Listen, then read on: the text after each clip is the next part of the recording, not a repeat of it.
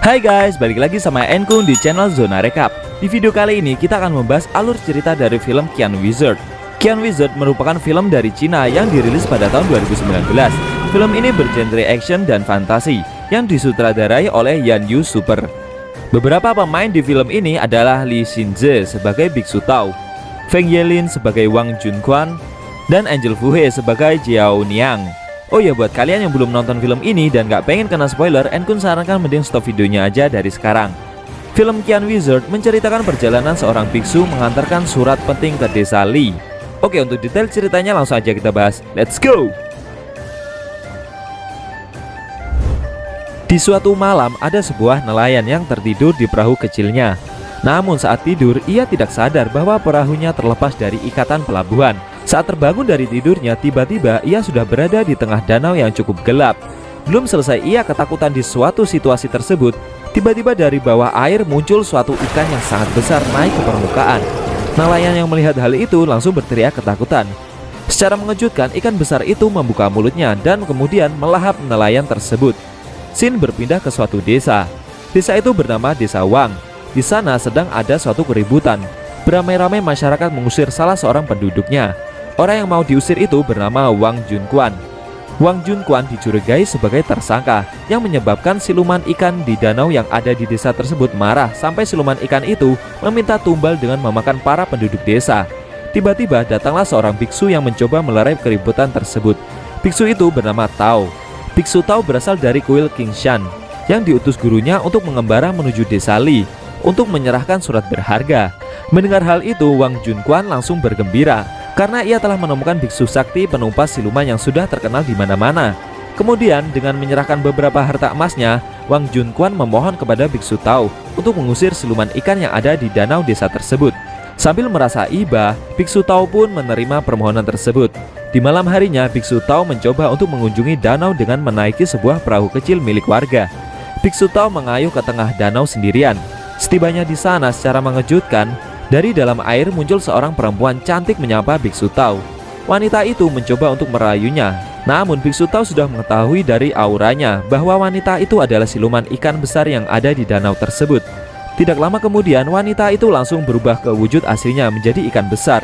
Kemudian biksu Tao langsung bertarung melawannya. Setelah itu dengan mengeluarkan jurus api, biksu Tao menembakkannya ke arah siluman ikan itu. Kemudian sambil kesakitan, siluman ikan tersebut malah kabur dengan mencebur ke dalam danau. Dengan keadaan yang sudah kelelahan, biksu Tao mencoba keluar dari danau dan menggapai daratan. Kemudian ada seorang bapak tua yang mencoba menolongnya. Orang itu menceritakan bagaimana bisa ada seekor siluman ikan besar yang ada di danau tersebut. Orang itu menuturkan bahwa penyebabnya adalah Junquan karena telah membunuh istrinya dengan menenggelamkannya ke dalam danau itu, sehingga ia menjelma menjadi seekor siluman ikan besar. Mendengar hal tersebut, biksu Tao langsung meminta pertanggungjawaban. Junquan menjelaskan bahwa dirinya membunuh istrinya itu karena ketahuan selingkuh. Kemudian biksu Tao mengajak Junquan malam ini untuk bersama-sama mengalahkan siluman ikan tersebut. Pada malam harinya, dengan membawa lampu teratai, Junquan membantu biksu Tao memancing siluman ikan besar itu keluar. Dan benar saja, tak lama kemudian siluman ikan besar itu keluar dari dalam air. Lalu siluman itu menggoyahkan perahu kecil yang ditumpangi Junquan dan biksu Tao sampai keduanya terjungkal terjebur ke danau. Siluman besar itu menenggelamkan Junquan dan biksu Tao sampai mereka kesulitan untuk bernafas. Kemudian dengan usaha yang lebih keras lagi, biksu Tao mengeluarkan jurus apinya lalu menembakkannya ke arah siluman besar itu. Dan seketika siluman ikan besar itu berhasil dikalahkan. Biksu Tao mencoba menolong Junquan keluar dari danau. Para penduduk desa pun menyambut mereka berdua dengan riang gembira karena siluman ikan besar yang ada di danau tersebut telah mati. Junquan tidak lupa berterima kasih kepada biksu Tao. Namun saat ia mau mengucapkan terima kasih, biksu Tao sudah pergi melanjutkan perjalanannya. Lama dalam perjalanan, setelah itu kali ini biksu Tao sampailah ke suatu desa yang sedang beramai-ramai membakar salah seorang wanita dari penduduk desa tersebut. Wanita itu bernama Jiao Niang. Seketika biksu Tao langsung mencoba untuk menyelamatkannya. Namun aksi biksu Tao tersebut langsung dicegah oleh kepala desa beserta anak buahnya. Jiao Niang mau dibakar karena warga desa menduga ia adalah siluman. Tapi biksu Tao bisa memastikan bahwa Jiao Niang bukanlah siluman. Sayangnya semua warga masih tidak percaya. Kemudian mereka melanjutkan membakar Jiao Niang. Namun belum sempat dibakar, Jiao Niang malah menghilang begitu saja. Ternyata yang ditangkap tadi hanyalah sebuah klon tubuh palsu. Setelah kejadian itu, Biksu Tao dimintai tolong oleh orang tua Jiao Niang. Orang tuanya menuturkan bahwa setengah tahun yang lalu putrinya telah jatuh cinta kepada seorang pelukis yang bernama Zhang Sheng. Namun orang tua dari Jiao Niang tidak merestui hubungan mereka, lalu mengusir Zhang Sheng. Akan tetapi setelah mengusirnya, Zhang Sheng malah membawa kabur Jiao Niang entah kemana. Biksu Tao mencoba memecahkan permasalahan kali ini. Dia pergi ke gua milik pelukis tersebut. Di sana Biksu Tao akhirnya menemukan lukisan penting. Ternyata Zhang Sheng membawa Jiao Niang masuk ke dalam lukisan gambar tersebut. Biksu Tao yang mengetahui hal itu mencoba untuk mengeluarkan Jiao Niang dari sana. Dia mengeluarkan jurus api yang besar, dan akhirnya dia berhasil memaksa Zhang Sheng untuk mengeluarkan Jiao Niang dari dalam lukisan.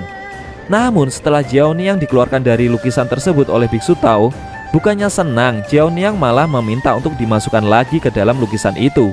Ternyata Jiao Niang masuk ke dalam lukisan tersebut atas kemauannya sendiri.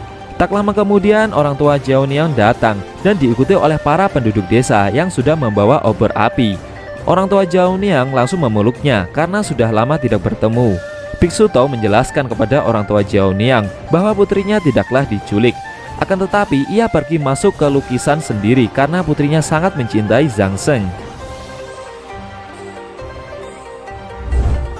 Namun orang tua Jiao Niang sedari awal dengan tegas tidak merestui hubungan mereka berdua. Di tengah perdebatan itu, para warga desa yang masing-masing membawa obor api sudah tidak sabar membakar mereka berdua.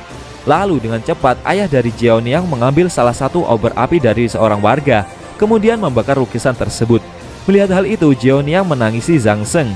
Secara mengejutkan, dengan cepat Jiao Niang malah masuk ke dalam lukisan itu, lalu memeluk kekasihnya tersebut, dan kemudian mereka berdua mati terbakar. Ibu Jiao Niang tidak kuat menyaksikan hal itu, sampai akhirnya ia jatuh pingsan. Setelah kejadian itu, Biksu Tao melanjutkan perjalanannya. Kali ini dia telah sampai ke desa Li. Di sana sedang ada tarian budaya setempat. Lalu ada seorang laki-laki yang bernama Kou Laur. Kou Laur mencoba mengalihkan perhatian para penonton yang sedang menonton acara tarian tersebut dengan memamerkan sebuah sulap. Seketika para penduduk warga itu langsung berbondong-bondong menghampirinya.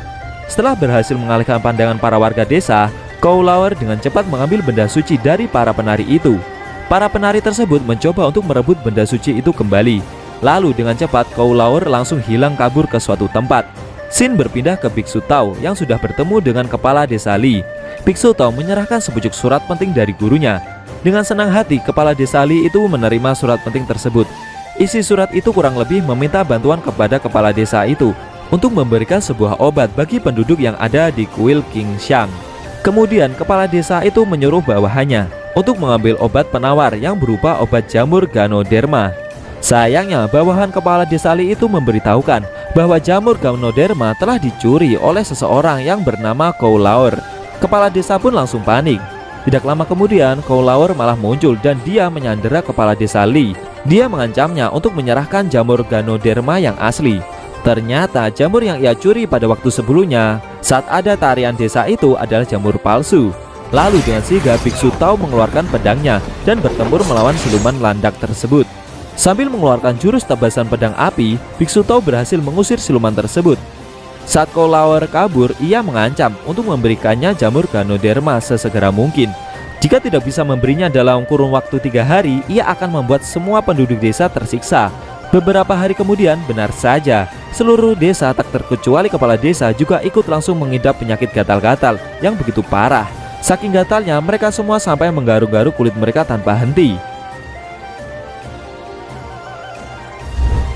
Melihat hal itu, Biksu Tao mencoba untuk menyelamatkan mereka semua sebisa mungkin. Di malam hari di rumah kepala desa Li, Biksu Tao memasang begitu banyak jaring benang merah yang sudah diberi mantra. Dia juga meletakkan jamur Ganoderma yang asli untuk memancing Kou Laur. Tidak lama setelah itu, Kou Laur ternyata memang muncul dan mencoba mengambil jamur Ganoderma. Saat mau mengambil, Kou Laur langsung tersengat oleh jaring benang merah itu. Kou Laur mencoba untuk memaksakan diri, namun ia langsung terpental dan kembali ke rumahnya. Di dalam rumahnya ada ayah angkat Kou Laur yang sedang sakit parah.